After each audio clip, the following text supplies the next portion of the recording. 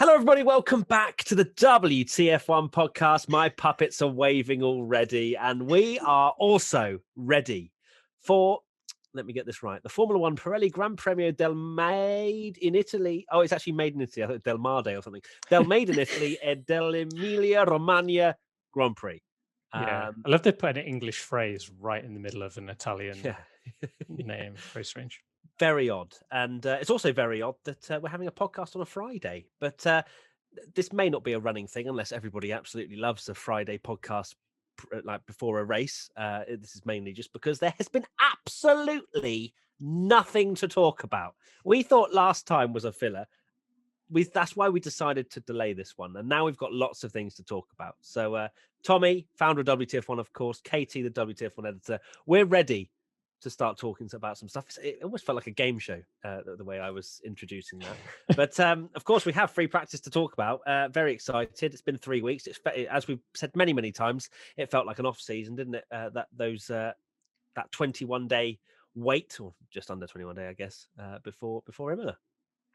Felt longer just because at least, we had pre-season and we were ready, and to have a break, like we've said, so early in the season, it's very, very odd, but very exciting to have F1 back.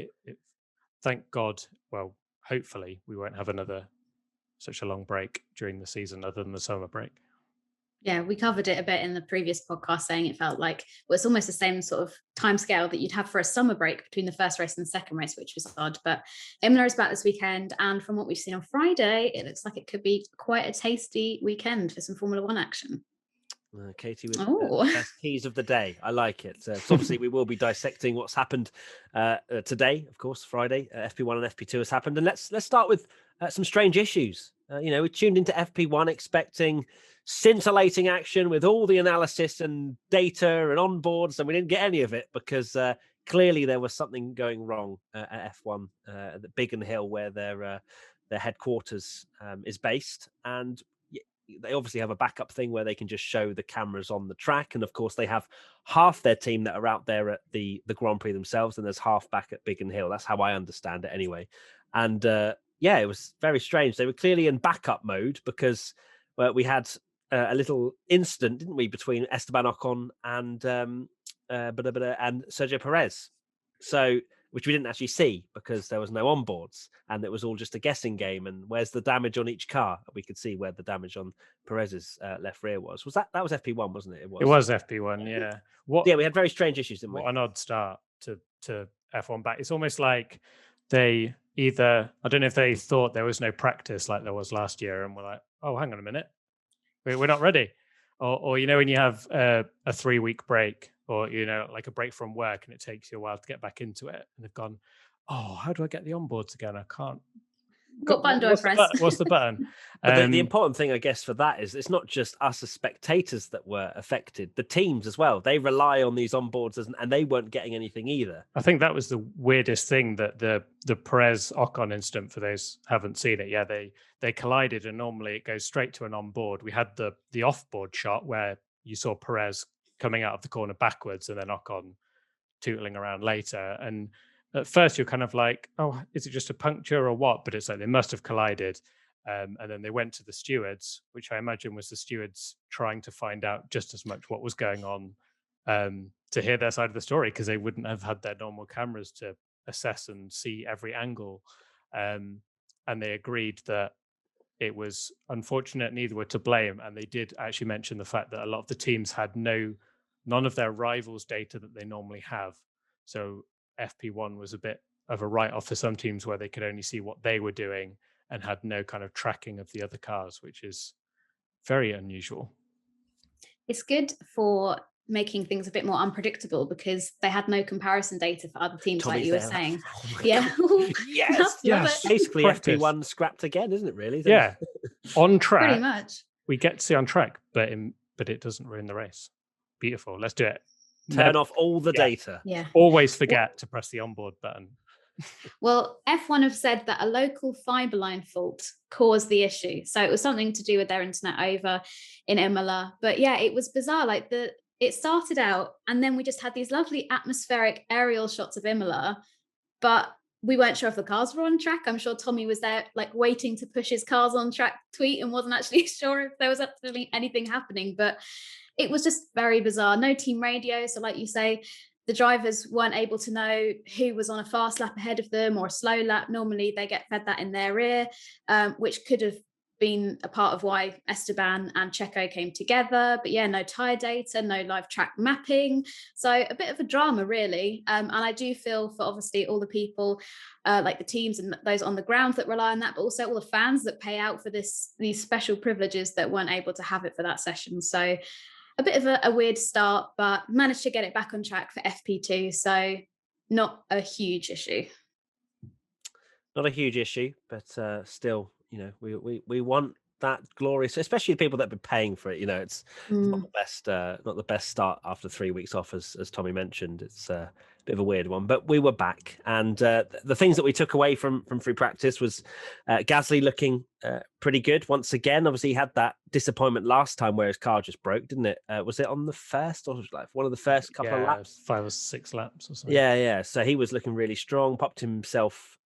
P4 was on the grid, or P5? Yeah, P4. So obviously, looking really strong last year, and again carrying that momentum not only from last year but also from Bahrain, and AlphaTauri looking very good. Question from Harriet H. AlphaTauri looks really promising so far. Do you think they can challenge Merc and Red Bull at least here in Imola? No, I don't. And for anyone that's hyping that up, I just CBA. Come on, chill out. I mean, it's all well and good them being the strongest in the midfield. If they are challenging their bigger sister team, and also Mercedes, I was about to say something that I definitely would regret, like shouting say it or whatever. No, I'm absolutely not saying it, because it will end up happening, because you know what the power of my jinx is like. But if anyone hyping it up that much, I think it's a stretch, personally. They've got a lot more parts like Red Bull. They're a lot more similar than last year to the Red Bull, which is why a lot of people think they are, better than the rest. And it's seeming like they are, especially here where they've done a lot of testing and stuff. But I wouldn't be totally shocked. I can't see them, like say, beating the Mercs or Verstappen. I wouldn't be 100% shocked if maybe Gasly pops it ahead of Perez or something. Yeah. But yeah, I can't see them in a race beating Mercedes or Red Bull. But it does feel like it could be a really strong weekend. So please not like last year with a car failure or something. This is a really, really good chance for them to get some really big points on the board before inevitably other midfield teams start catching up. Exactly. Yeah. Like you said, this is a track they're very familiar with. They do a lot of testing here in Imola. Last year, Gasly qualified 4th, so he's pretty good at this track and probably would have done really well had he not retired last year. But Gasly finished 3rd in FP2. Yes, obviously Max Verstappen had an issue, and it probably would have been the same Hamburg Ver had he not had that issue. But I think this is probably the best track maybe on the calendar for AlphaTauri to try and get a podium, or at least some really good points finishes. So fingers crossed for them, because I think that would make things extra spicy. Extra spicy. Getting them all out today, Katy. We are. Yeah. I think it's worth remembering. Of course, we're talking about FP2 is usually where we see some fast runs, but also Bottas did top the session on mediums, which is has to be remembered. And Hamilton, although he did seem to be pushing on his soft tyre laps, I'm sure there is still some performance left in that Mercedes, whether through power modes or whatever. Of course, they can still use whatever power mode they want in free practice. It's when they get to the sessions that really matter, where it's locked in. So we don't know exactly how hard the Mercedes were pushing, but I severely doubt they're on the same level as AlphaTauri. But FP3 will be a better idea of that, and of course qualifying tomorrow as well. Racing Ant Nitro. If Yuki Tsunoda puts in great performances this year, will it ruin Pierre Gasly's chance of a decent seat going forward? No, I don't think so. Pierre Gasly, I don't see him ever going to Red Bull again. I don't think that's an opportunity that is open to him, nor, he says to the press that that's the goal, to get back to the Red Bull seat. And maybe part of him it is because he wants that redemption, that, you know, because of how bad his stint with the team was. Maybe he wants to go back there and prove that he's much better than what he showed. But I feel like it's a poison chalice. We've spoken about that Red Bull second seat many, many times. And I think Yuki Tsunoda, if anything, if he puts a load of great performances in, he's destined to get a Red Bull seat potentially down the line. Pierre Gasly would maybe have to go sideways and up in terms of other teams, in my opinion. So I don't feel like they're on the same career path personally. Yeah, totally agree. For me, Gasly's done at Red Bull personally.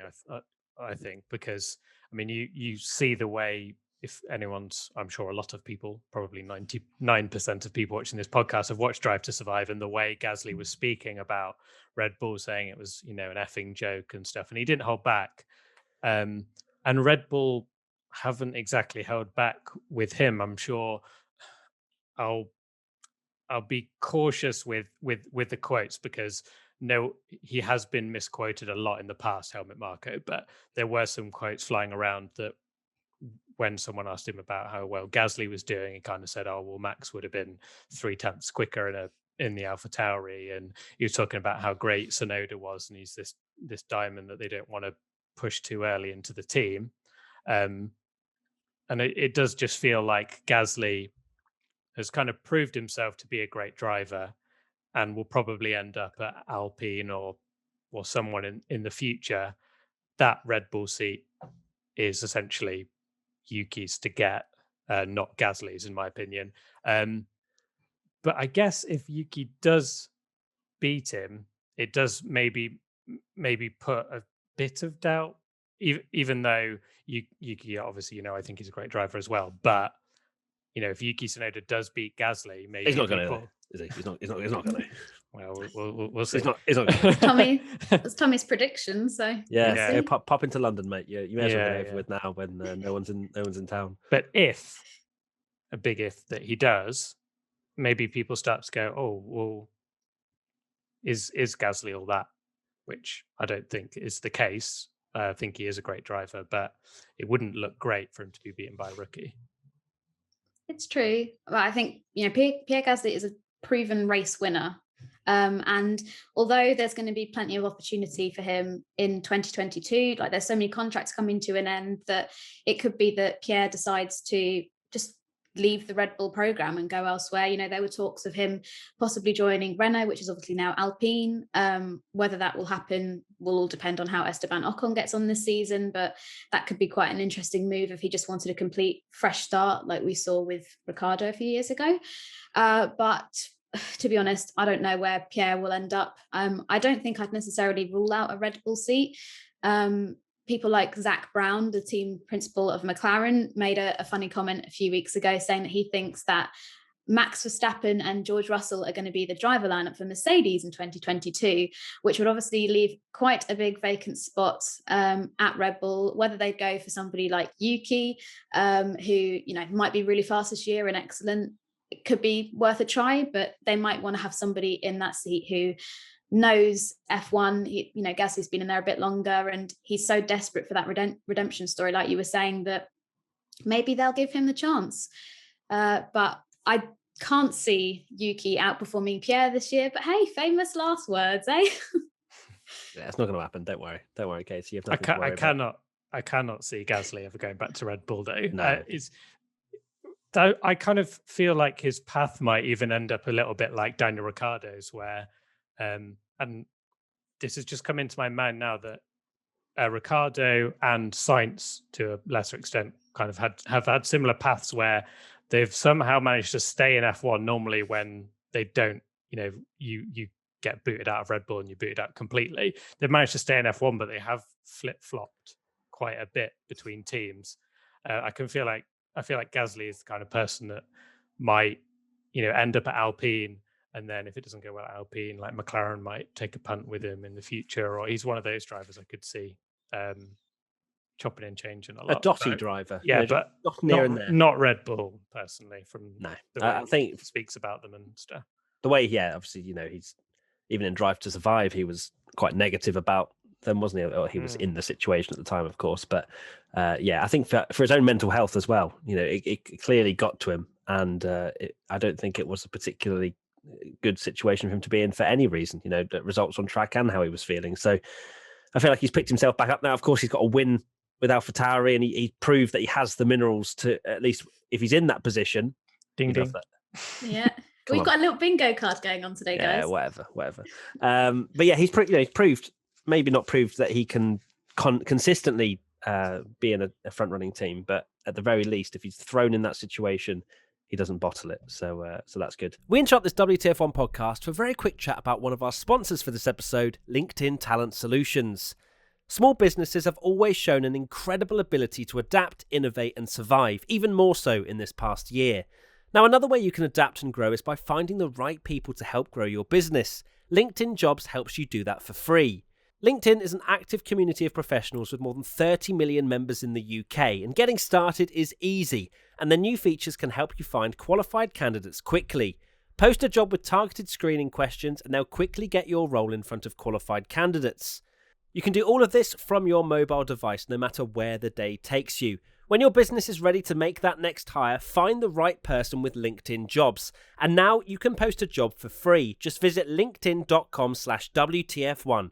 Again, that's linkedin.com/WTF1 to post a job for free. Terms and conditions apply. Right, back to the podcast.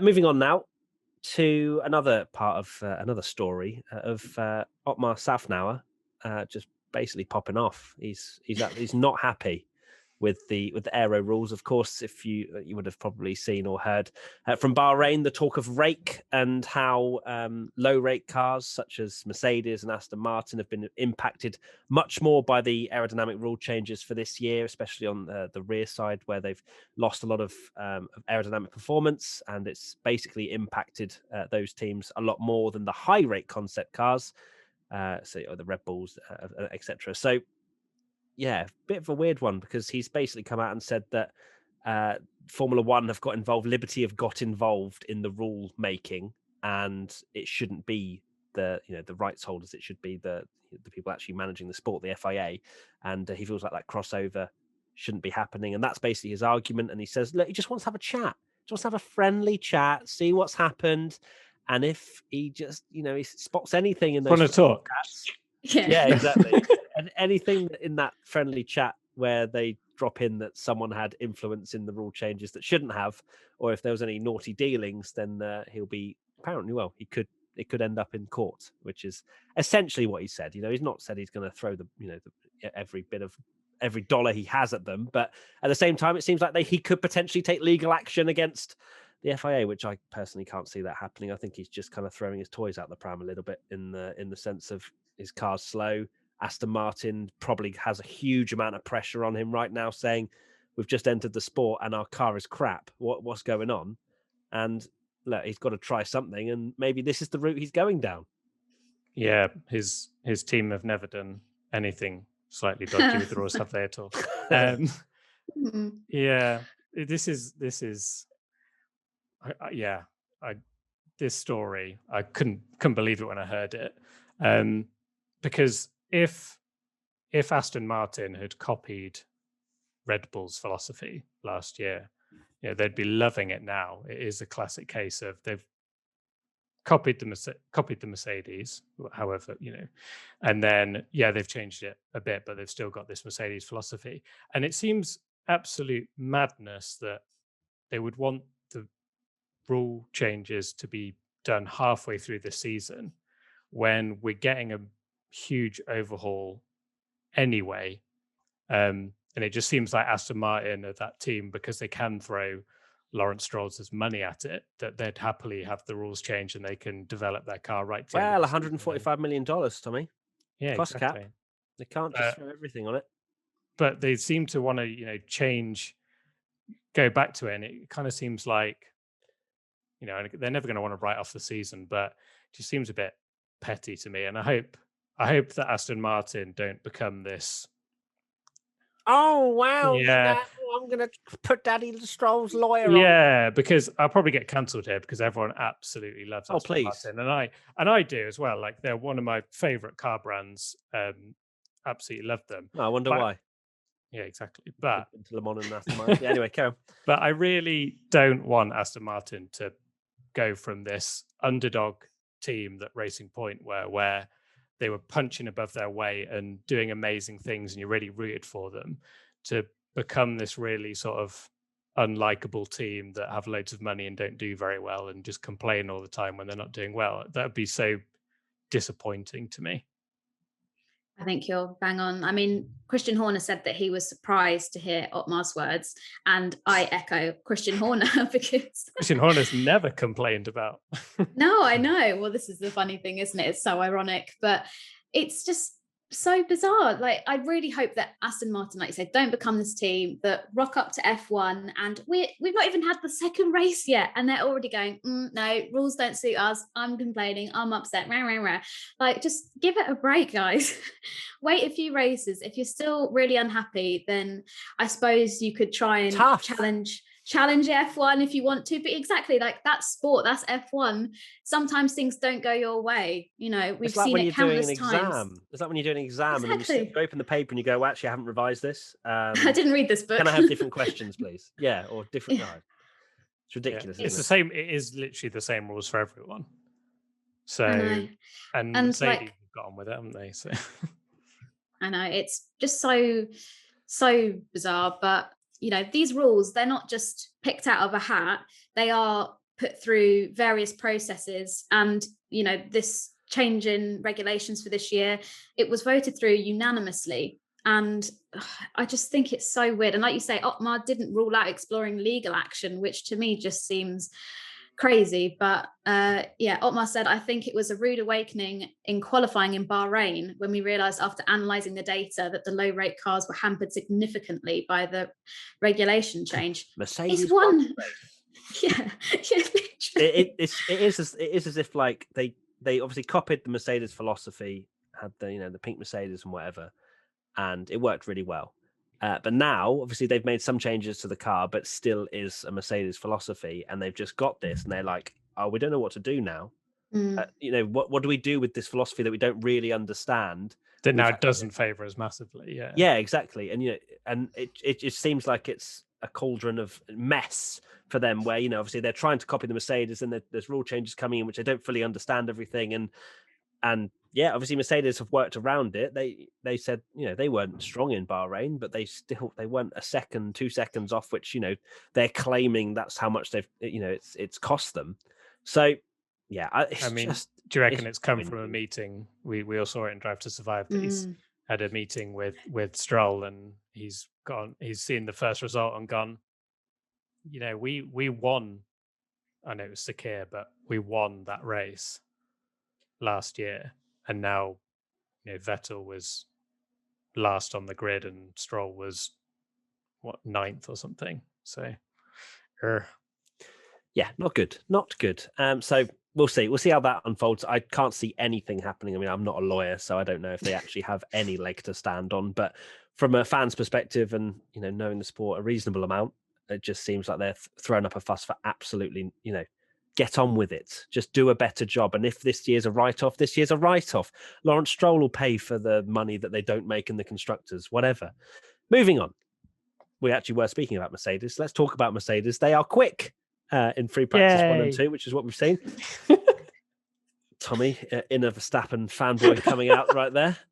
Clearly very angry about that. I mean, they're quick. They're not in the or driving towards the sunset. They're not finished. They're not done.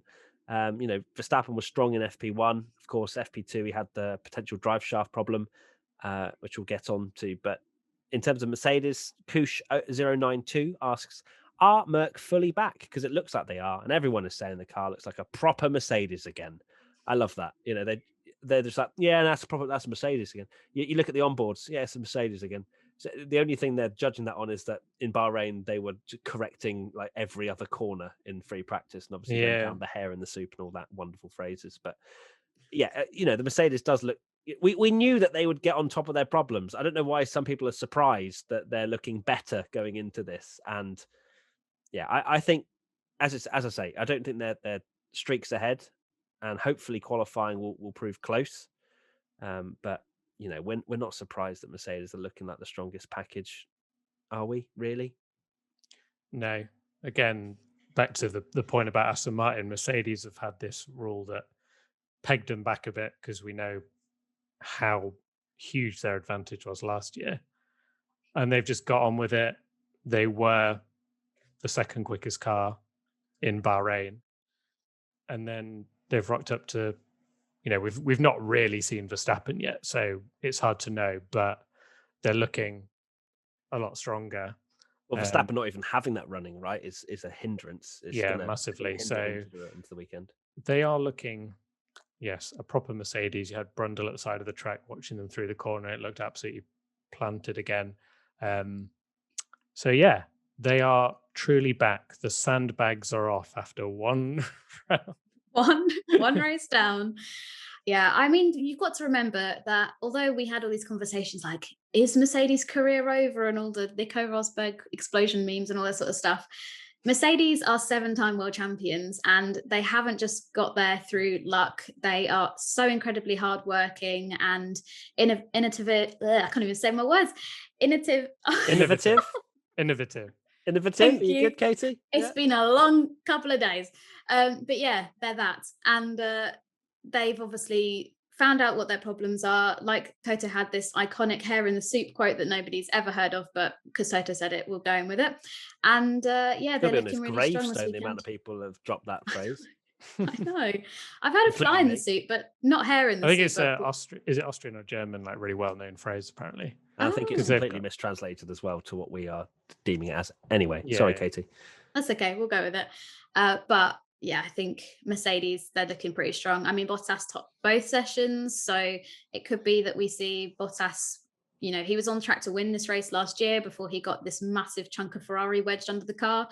Maybe he wants to take the win this week at this race, and who knows, maybe we'll be going on 3.0. What a prediction, there we go. Katy. I think Bottas might want to win this weekend. That's what's gonna be on my gravestone. Katy's given us a real insight into that's a proper mentality. F1 journalist question, isn't it? Well, what do you want to do this weekend? Win. Okay, cool. Thanks. Thanks for your time. We very quickly interrupt this WTF1 podcast for our final sponsor for this episode, ExpressVPN.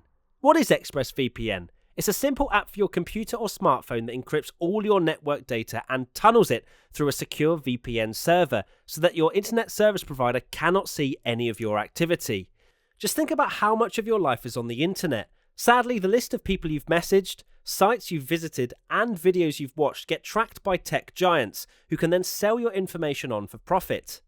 That's the reason I recommend ExpressVPN as the best way to hide your online activity from your ISP. You just download the app, tap one button on your device, and you're protected.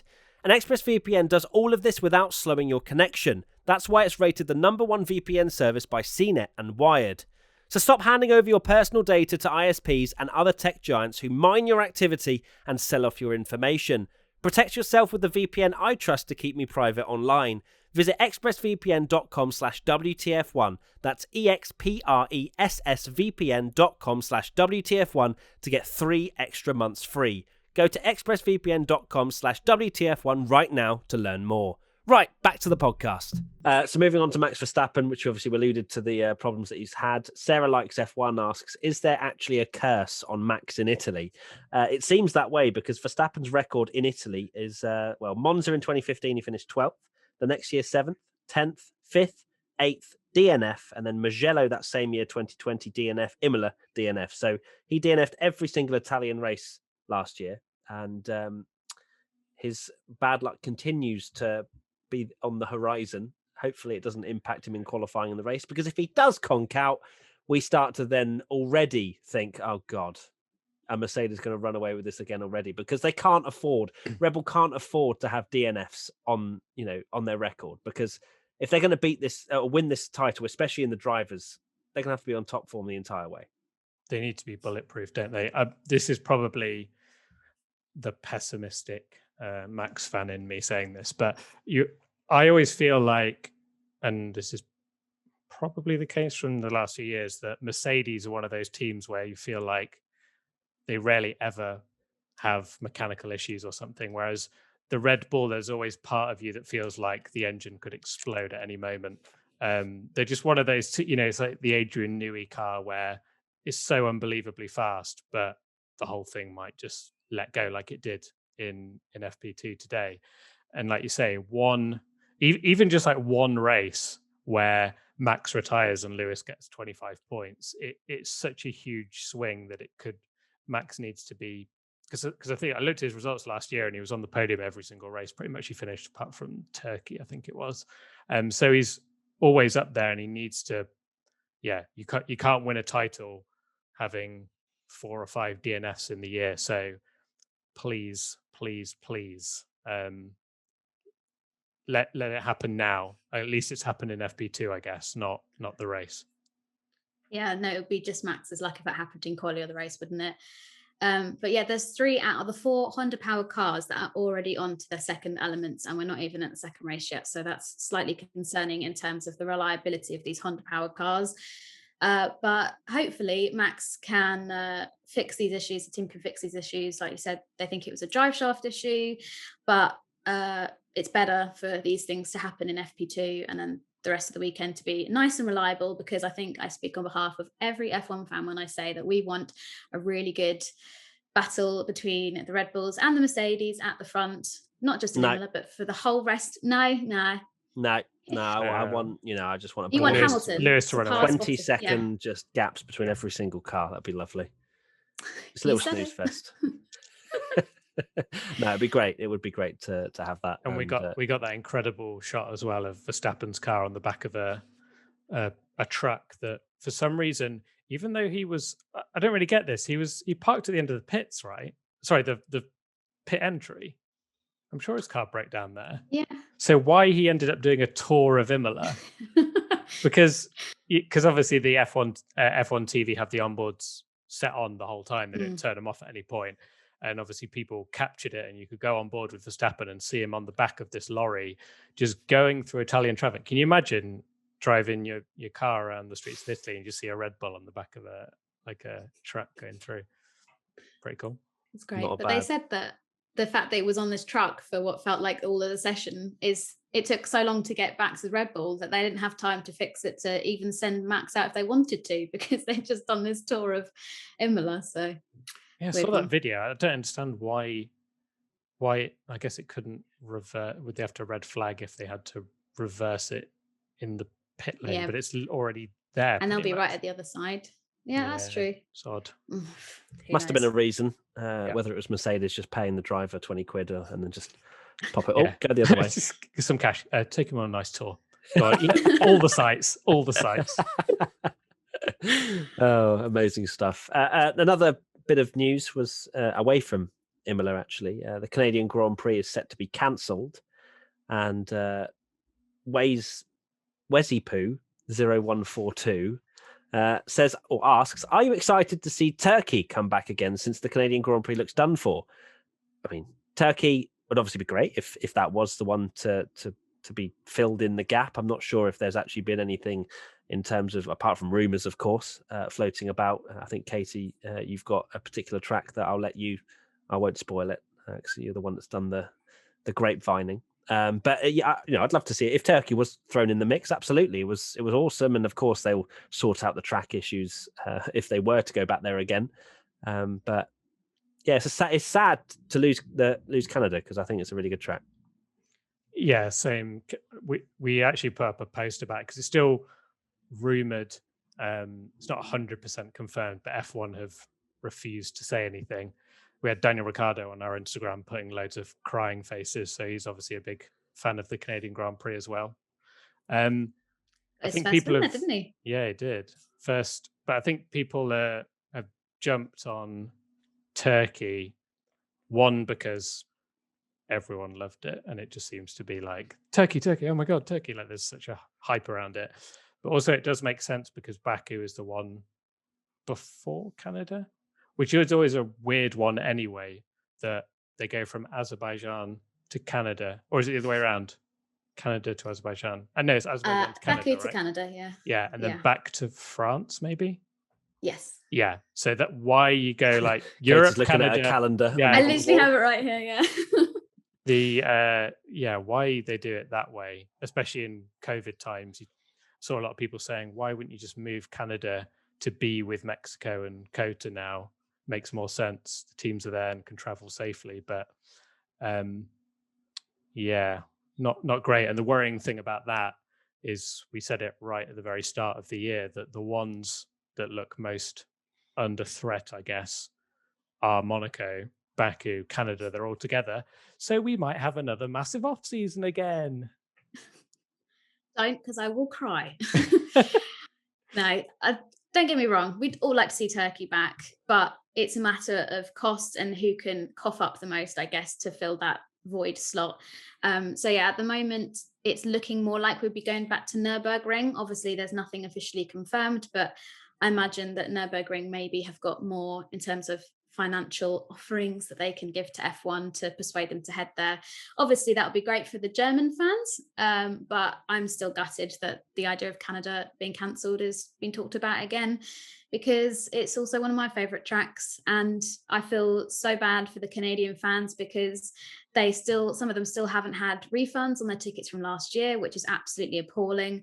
And yeah, I'd be absolutely gutted. And I do worry that if this keeps continuing to happen, F1 and Canada, that relationship might not be able to sustain itself for much longer. And it could be that Canada just say, do you know what, we don't fancy the hassle of it, and they'll just pull the plug. But I'm sure there's lots of contracts and negotiations in place to stop that from happening. But unfortunately, it's not just as easy as saying, oh, we can't have you, or, whichever party pulls the plug first in saying that they can't host the race, they don't want to host the race, is then the one that's going to have to break the contract and come up with all of these fees in terms of game of chicken. It really is. It's literally like, what's it called, sheriff or something, where you have your back to each other and it's like whoever shoots first. Is that a thing like in Western things? Where they draw. Yeah. So it's silly, but hopefully we can get a nice replacement for Canada, because I think it looks more and more likely by the day that that's not going to be on the calendar this year. Yeah, and I guess with costs as well, obviously Nürburgring have a fully fledged racetrack and Turkey have an ice skating rink. So, of course, there's going to have to be some money put towards resurfacing all of that because it was not up to scratch last year. Right, that's pretty much all the news / talking points / insights. Let's go through our predictions, a reminder, and of course you can talk about things that you might want to change, but you're not allowed to because it's set in stone. I've got Verstappen on pole by 0.3 of a second or more, and Vettel out-qualified by Stroll again. I'm not so confident about the Verstappen one, but I'm very confident about the Vettel-Stroll one, personally. Yeah, that's quite... I guess 3 weeks now we've seen Mercedes catch up a bit. AlphaTauri, I've gone for quickest of the midfield. That's looking pretty, because McLaren have not been boring. I mean, I said it last time. You're literally just gone for exactly the same. I'm joking. And Perez podium if he doesn't mysteriously get taken out and we don't see any footage of it in the race. Interesting. Well, I've gone for Checo out-qualifies Bottas, which that looks really promising, doesn't it? Possible with Bottas, yeah, and double points finish for Ferrari again. So that's looking. They were looking pretty quick until Leclerc binned it in the wall at the end of FP2. Yeah, poor guy. Yeah, thanks, Charles. My poor dear boy. It's fine. He was pushing, he said, and it wasn't a big incident. Yeah, move on. That's similar, isn't it? People say they want punishing tracks and track limits. One tiny mistake and you've ripped your front suspension off because it really was nothing. You do that at Bahrain, you're just going off in the sand a little bit and coming straight back on the track. So yeah, exactly. Can't think of anyone else that spun or had any kind of incident in free practice 1 and 2. From the fans, Katy, both alphas in the points like the last time we visited Imola. Maybe. Nosy Bear 21, Sonoda on the podium. Absolutely not. I mean, if Lars that Gers, if that happens, we've had an absolute epic race, haven't we? And Lars Gers, Max dominates everything, but Lewis still wins. So that's already an incorrect prediction, really. Because, it was a nice try. Yeah, unfortunate. But well, maybe if he dominates FP3 qualifying and every lap of the race apart from one, then we'll give him the points. But yeah. So yeah, going to be an interesting one. Imola doesn't look like it's going to bring us much overtaking. It hasn't in the past. But that doesn't matter as long as there's the jeopardy that they were saying in Sky commentary. That's all you need for an exciting race. Tommy says, yeah, I mean, that's also a fact we haven't even spoken about. Is it still forecast for Sunday? Oh, yeah. I'm not 100% sure. It was yesterday. Oh, here we go. Imola Grand Prix. Sunshine, 0% chance of rain. Please no. I feel like it gets pushed back to Monday. Just put Imola circuit weather and it comes up in. Here we go. Imola doing it live on the podcast. This is what everyone Monday, wants it still has rain as the thingy, or like rain on Sunday. Intervals. Sunday, yeah. Friday, Saturday, sunny intervals. Sunday is scattered showers, is what it's known for. That's the best kind of. So by Sunday, it'll be a heat wave. That's basically it, really, isn't it? Yeah. So rain on the podium it is. Oh no! Doesn't tell me what time. That's really annoying. What is this stupid line that I'm looking at? I need precipitation. Here we go. This is great podcast content. It is great podcast material. This is exactly what people sign up for. Anyway, okay, so we might get rain, we might not. There you go. That's pretty much it, really. Tommy, final thoughts. I did have something. Oh yeah, I as someone who doesn't like practice, can I just say, loving the new format, 60 minutes, so much better. More cars on track. Maybe it's just the nature of the circuit and it's new. We've only had 2 sessions, but the fact that especially these 2 sessions have been really action-packed. Even I enjoyed Friday free practice. So there you go. Oh my God. Are you feeling okay? It must have been the 3 weeks. Yeah, I think it must be. So desperate for everyone to be back. But yeah, my final thought is a complete cop-out because I'm just going to say I'm happy that F1 is back. Oh, jog on. Give us Wah. some insight, please, Katy. I want an insightful final thought, please. My final thought is have a look out for possibly some calendar changes coming soon to do with the 2022 calendar. Wow, that's generic. I like that. Cool.